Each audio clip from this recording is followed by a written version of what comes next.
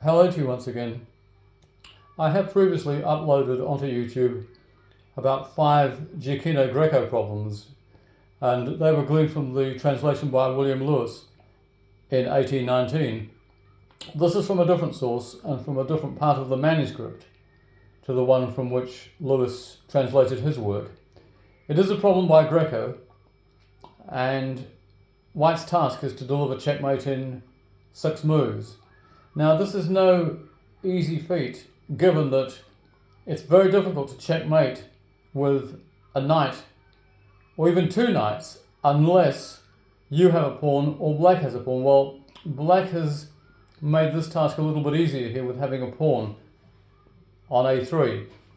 We have to be extremely careful, though, that we don't land black in stalemate. So, what is the key move here?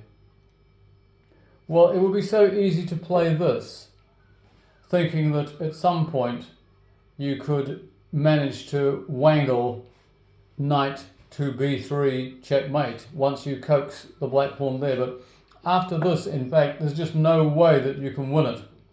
So, ruling that out, what does he do? He must move the knight somewhere, because if he moves the king in this direction, black simply plays knight to b2 or king to b2, and he would escape. So can you see the key move here?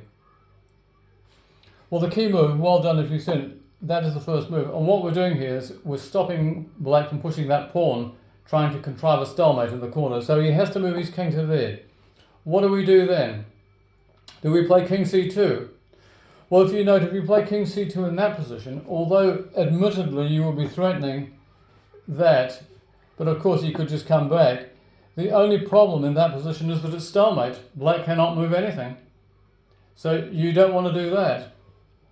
What do you want to do in that position? That's after knight b3 check, king a2.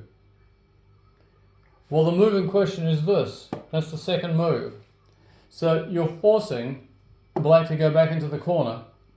What do you do now? Just take a look at it.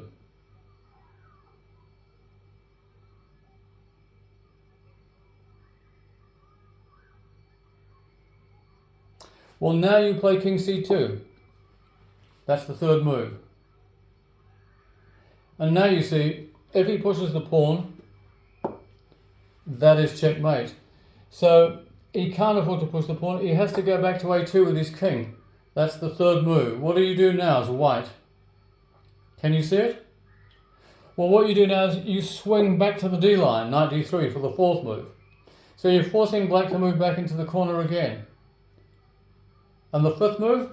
Yes. Now we can manage to come up with this formation of which I spoke earlier on, where you get him by knight b3. You're stopping the king going back to a2. You're forcing him to play his one and only legal move.